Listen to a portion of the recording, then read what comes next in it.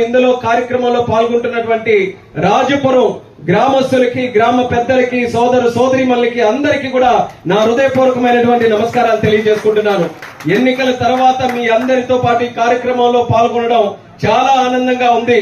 ఇప్పుడే అశోక్ అన్న గారు చెప్పారు, కేంద్ర మంత్రి అయిన తర్వాత ఏదో దూరం అయిపోతున్నారేమో అన్నటువంటి భావన కలుగుతుందని. అటువంటి భావన ఎక్కడా కూడా కలగకుండా చూసుకోవడానికి అన్ని విధాలుగా మీకు అండదండలు అందిస్తూనే ఉంటానని తెలియజేయడానికి ముఖ్యంగా ఈ కార్యక్రమానికి కూడా హాజరు కావడం జరిగింది. వాస్తవానికి ఢిల్లీలో కూడా అనేక కార్యక్రమాలు ఉన్నాయి. అనేక కార్యక్రమాలు ఉన్నప్పటికీ కూడా చంద్రబాబు నాయుడు గారి కార్యక్రమానికి రాలేనప్పుడు అందరూ కూడా చాలా నిరాశ చెందుతారు, బాధపడతారు. ఆ బాధని తొలగించడానికైనా రాజపురం గ్రామానికి ఈ ఖచ్చితంగా వాళ్ళకందరికీ కూడా ఒక భరోసా ఇవ్వాలని పెద్దలందరం కూడా, రాజుగారు కూడా వచ్చారు, దాసరి రాజు గారు, ఆయన కూడా ధన్యవాదాలు, నమస్కారాలు తెలియజేసుకుంటూ అందరం కూడా కలిసికట్టుగా వచ్చామనంటే రాజపురం గ్రామం మీద మాకున్నటువంటి నమ్మకం అటువంటిది అనేది కూడా ఈ సందర్భంగా తెలియజేసుకుంటున్నాను. గతంలో ఎప్పుడు చూసుకున్నా సరే ఈ ఎన్డీఏ ప్రభుత్వానికి, అందులో ముఖ్యంగా తెలుగుదేశం పార్టీకి కంచుకోటలాగా ఉన్నటువంటి గ్రామం మన రాజపురం గ్రామం. అది మొన్న జరిగినటువంటి ఎన్నికల్లో కూడా మీరందరూ కూడా నిరూపించారు.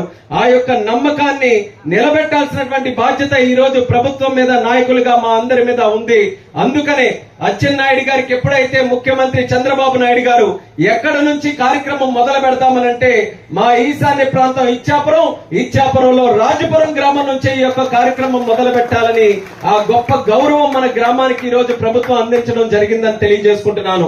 అయితే ఈ 100 రోజుల తాలూకా కార్యక్రమంలో ముఖ్యంగా మనం చేసినటువంటి కొన్ని కార్యక్రమాలు గుర్తు చేసుకోవాలి. ఇందాకే పెద్దలందరూ కూడా చెప్పారు, ఆ రోజు ఎన్నికల్లో కూడా మేమందరం కూడా ఓట్ల కోసం తిరిగినప్పుడు హామీ ఇచ్చాం, 4000 పెన్షన్ చేస్తాం, అది కూడా ఏప్రిల్ నెల నుంచే చేస్తామని హామీ ఇచ్చినటువంటి మాట మీ అందరికీ కూడా గుర్తుంటుంది. ఆ రోజు చాలా ఆనందపడ్డారు మహిళలు కూడా. ఇది మంచి కార్యక్రమం అవుతుంది, ఇది ఖచ్చితంగా ఈ ప్రభుత్వం వచ్చిన తర్వాత చేయాలని చాలా మంది ఆశీర్వదించారు. ఆ రోజు ఏ నమ్మకంతోనైతే మాటిచ్చామో, రాష్ట్రంలో అనేక కష్టాలు ఉన్నప్పటికీ కూడా మాట తప్పకుండా జులై నాటికల్లా 3 నెలల తాలూకా బకాయిలతో కలిపి ఆ నెల పెన్షన్ 7000 రూపాయలు తలుపు తట్టి మీ ఇంటికి ఇచ్చినటువంటి బాధ్యత మన తెలుగుదేశం పార్టీ ప్రభుత్వం, ఎన్డీఏ ప్రభుత్వం తీసుకుందని గర్వంగా తెలియజేసుకుంటున్నాను. రాష్ట్రం మొత్తం మీద 65 లక్షల మందికి ఆ రోజు పెన్షన్లు పంపిణీ చేయడం జరిగింది. అదే తరహాలో ప్రతి నెల 1వ తేదీ వస్తే ఎక్కడా కూడా ఎటువంటి ఆలస్యం లేకుండా, ఆదివారం అయితే ఒక రోజు తర్వాత కాకుండా ఒక రోజు ముందే చేసి మీ అందరికీ కూడా పెన్షన్లు ఇచ్చే బాధ్యత చంద్రబాబు నాయుడు గారు తీసుకుంటున్నారని తెలియజేస్తున్నాను. వికలాంగులకి 3000ది ఇది చిన్న విషయం కాదు.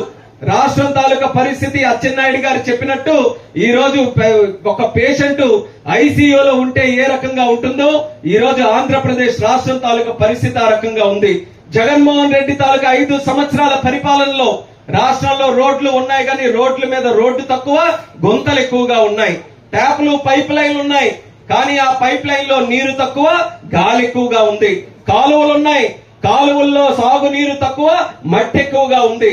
ఈ రోజు రాష్ట్రంలో ఖజానా చూసుకుంటే డబ్బులు తక్కువ, అప్పులు ఎక్కువతో ఈ రోజు ఉన్నటువంటి రాష్ట్రాన్ని మళ్లీ గాడిలో పెట్టాలనంటే చిన్న విషయం కాదు.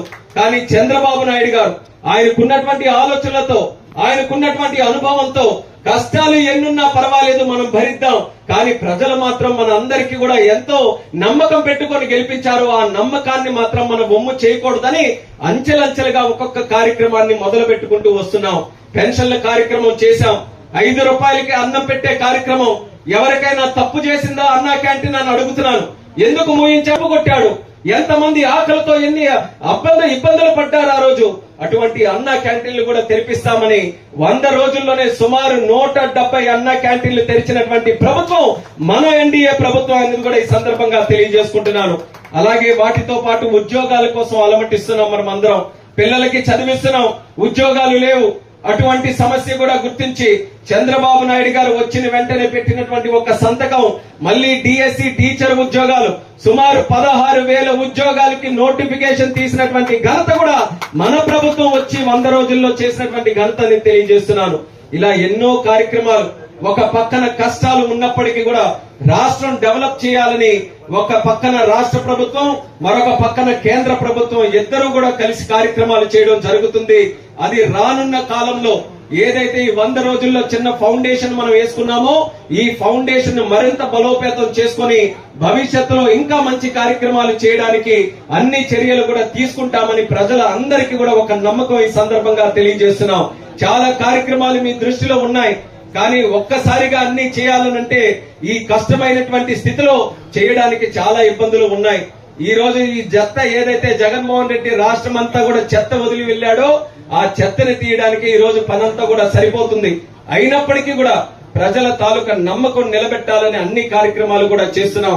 భవిష్యత్తులో మనం ముఖ్యంగా శ్రీకాకుళం జిల్లా చాలా సందర్భాల్లో మనం అందరం కూడా మాట్లాడుకుంటాం, ఇంకా అభివృద్ధికి నోచుకోలేనటువంటి జిల్లా అని. ఆ తాలూకా రూపురేఖలు మార్చాలని ఈ రోజు యంగ్ టీమ్ తో అందరం కూడా కలిసికట్టుగా పనిచేస్తున్నాం.